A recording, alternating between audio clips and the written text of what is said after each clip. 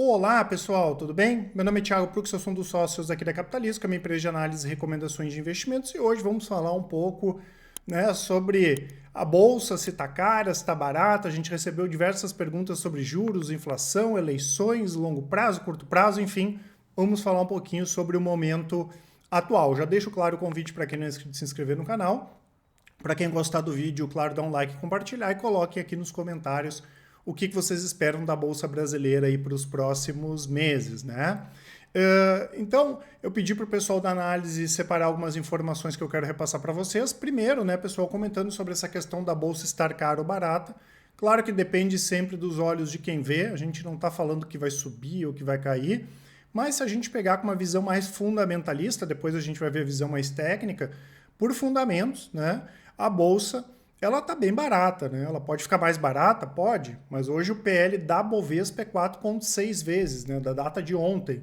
Está bem abaixo aqui dos 6 ponto alguma coisa da crise de 2008. E a diferença que nós temos hoje, né, é que as empresas estão numa situação bem diferenciadas da Bolsa, claro, em relação ao que a gente tinha lá em 2008. E mesmo quando a gente pega, por exemplo, empresas americanas, que a gente acompanha várias delas, a mesma coisa, né? A gente viu uma baixa recente lá do mercado americano e tem várias empresas que as ações caíram bem forte, mas que as empresas estão numa situação bem melhor do que na crise lá de 2008, né? Então, de uma maneira geral, sim, a gente pode dizer que os ativos estão baratos, tá? Eu lembro a todos, né, pessoal, que nós temos estratégias de longo, médio e curto prazos. Eu vou deixar o relatório de performance aqui para vocês.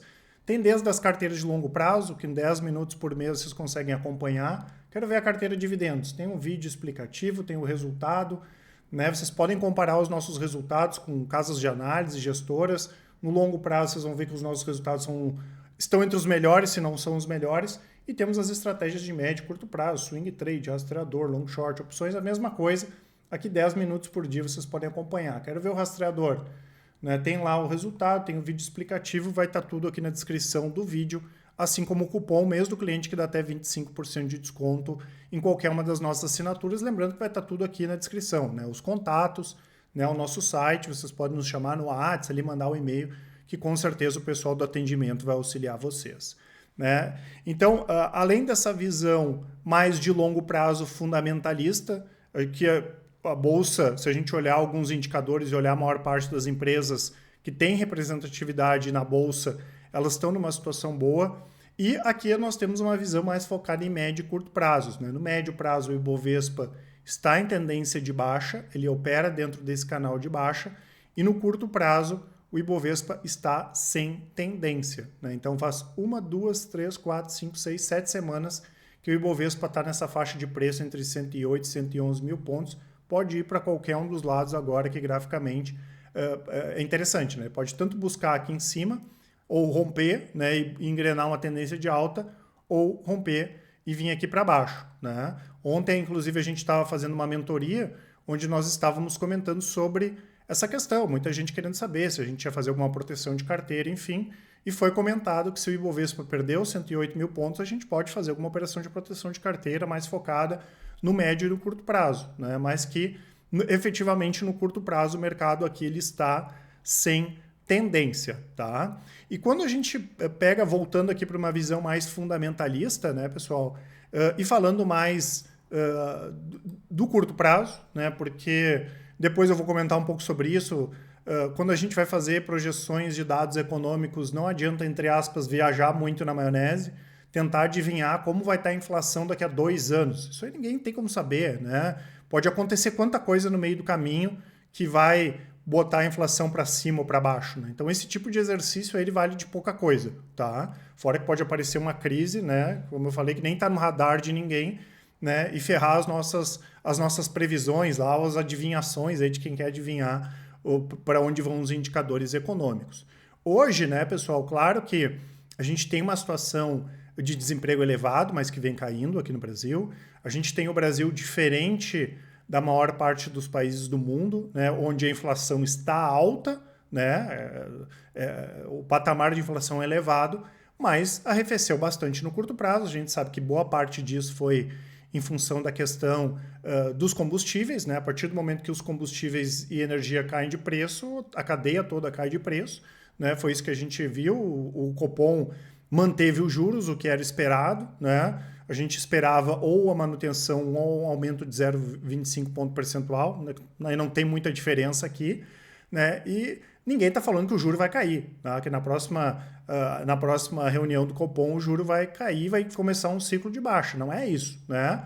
Mas pelo menos a gente vai ter uma estabilizada, dar uma estabilizada, porque a inflação deu uma folga aqui para a gente, e isso acaba sendo bom para a economia de uma forma geral, e por isso a gente vê, né, o Brasil nessa situação melhor aí que boa parte dos países, mesmo com, claro, vários problemas que a gente tem.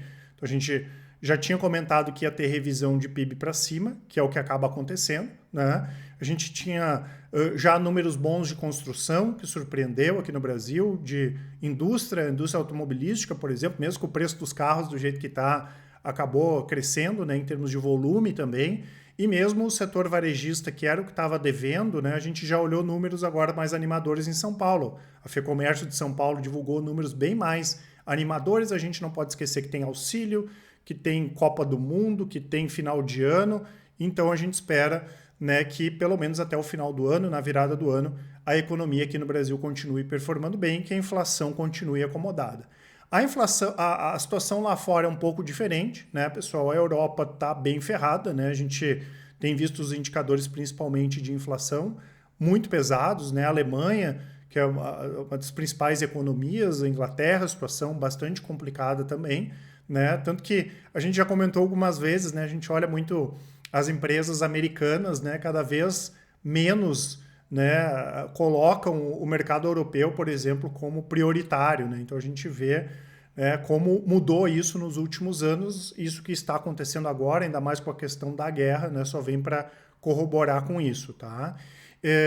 A situação na China, como a gente fala sempre, nem tudo é confiável de números, de informações que vem de lá, mas a tendência, né, pessoal, é a continuidade de incentivo para a economia crescer. Eles vão crescer, nem que seja na marra. É isso que vai acontecer, o que vem acontecendo aí nas últimas décadas, isso vai continuar acontecendo, tá? E nos Estados Unidos a gente ainda não tem números para dizer que a inflação vai arrefecer como nós tivemos aqui no Brasil, porque nós temos alguns números indicando, veio a inflação ao produtor, vem mais baixo, inflação ao consumidor, vem mais alta, né? Então a gente não tem muitos números, um número pende para cada lado, tá? E a economia lá está muito forte, né? A gente vê o desemprego na mínima histórica, né? As empresas que a gente acompanha aqui também, todas elas estão numa situação boa. Então quando a gente tem uma economia muito forte, isso acaba fazendo uma pressão maior para a inflação, e tem essa questão energética também, que a gente já comentou várias vezes, né? Que acaba pressionando bastante, né? Mesmo com a baixa aí do petróleo que a gente teve recentemente, tá? E claro, tem muito aquele receio, né, de os Estados Unidos, o juro aumentando demais e a economia entrando numa recessão mais forte, alguma coisa assim, possivelmente arrasta toda a economia mundial para baixo, né? Países como China, Estados Unidos, quase todos os países do mundo, eles acabam são ligados, né? Tem essa dependência dessas duas economias que exportam e importam pra caramba, né? Então, se os Estados Unidos têm problema, pode ser que compre menos da China e o Brasil vai vender menos para a China, por exemplo, né? Mesmo a gente sabendo que a nossa situação é muito boa, até porque a gente tem alguns setores aqui que continuam interessantes, né? A gente pega commodities, né? Claro que o dólar continua alto, a gente continua acreditando no dólar alto, é a nossa é o que a gente comenta desde 2017, né?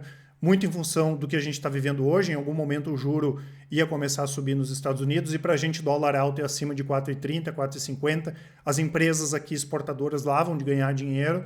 Então o Brasil tem essa situação diferenciada nessas empresas, principalmente as que exportam, né? A gente entende que o momento é bom, até porque a demanda não está despencando, né? Claro que tem algumas commodities, o alumínio, por exemplo. O alumínio não é uma questão muito de demanda, né? O alumínio, a gente teve golpe na Guiné, teve a guerra na Rússia e Ucrânia, que o preço do alumínio explodiu. É diferente de celulose, que a demanda continua forte, proteínas, que a demanda continua forte, soja, milho. Então a gente tem que olhar a commodity também, né? Não são todas as commodities que acabam se beneficiando disso, mas realmente o Brasil tem uma situação diferenciada. Claro que se tiver uma crise muito grande no mundo inteiro, não tem como a gente pensar que só o Brasil daí vai crescer, mesmo a gente sabendo que o Brasil tem também uma economia mais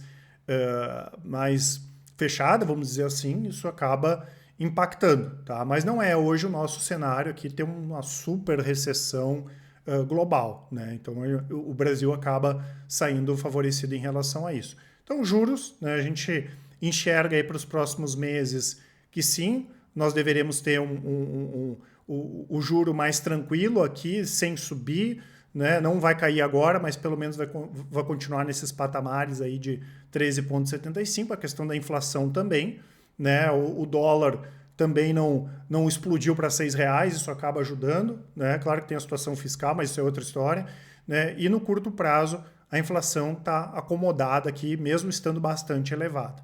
Em relação às eleições, a gente já comentou várias vezes, né, pessoal? A gente pensa muito na estrutura dos investimentos, que é o que está escrito aqui embaixo, e muito pouco no que vai acontecer no mês que vem, né? Porque se o investidor está preocupado com o mês que vem, possivelmente ele não tem uma carteira bem estruturada, né? Então as nossas carteiras, as nossas estratégias estão bem estruturadas e a gente não vai fazer movimentação por causa das eleições, né? Até porque, como eu falei, né, pessoal, e cai muito nessa questão aqui do que fazer, não façam isso de tentar mexer a carteira tentando adivinhar o ambiente econômico, porque isso não funciona. Se eu invisto no longo prazo, por exemplo, é muito mais fácil, né, ou menos difícil a gente fazer uma análise de boas empresas, ver aquelas empresas que se adaptam melhor a juro alto ou juro baixo, inflação alta, inflação baixa, né, e cuidar dessas empresas do que tentar adivinhar o que vai acontecer se o Bolsonaro ou se o Lula ganharem, tá? Porque às vezes a gente espera uma coisa e acontece aquilo que a gente estava esperando, só que o resultado no mercado é diferente, né? Eu dou o exemplo aqui, nem vamos tão longe, nas últimas eleições, né? Quando o Bolsonaro ganhou, foi unânime, né? Todos os analistas falando, não comprem dólar, né? O que aconteceu com o dólar? O dólar subiu, né? O ano passado, no final do ano, foi um movimento contrário. Comprem dólar, fujam do Brasil, né? Eleições, o que aconteceu?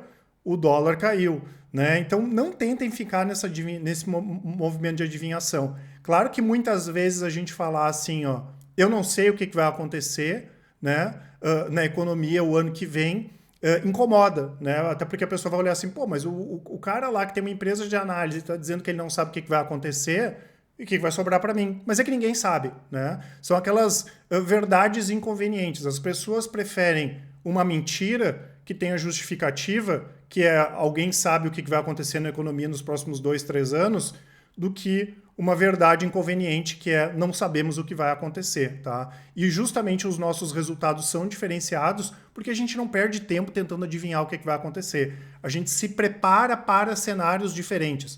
E esses cenários acontecendo ou não, a gente sabe exatamente como agir, né? Então ganhou o candidato A, ganhou o candidato B, não teve impacto, por exemplo, nas empresas, pensando no longo prazo, eu não vou alterar nada na carteira, né? Agora, ganha o candidato A ou B e pode ter algum impacto, porque a política impacta, ninguém está dizendo que não, a economia impacta, né? Tem muita coisa que decisões políticas podem melhorar ou piorar um setor, né? Aí a gente pode fazer uma alteração, mas não sofram de véspera, né? Então, o que fazer, pessoal? A gente recomenda fazer exatamente o que nós fazemos aqui. Pensem na estrutura da carteira de vocês. O quanto vocês querem ter em renda fixa, o quanto vocês querem ter em ações, e não tentar adivinhando se o dólar vai subir, se o juro vai subir, porque isso aí a maior parte das pessoas erra, tá? O momento é positivo, mas eu não estou dizendo que é só para vocês saírem comprando ações brasileiras ou investir só no Brasil.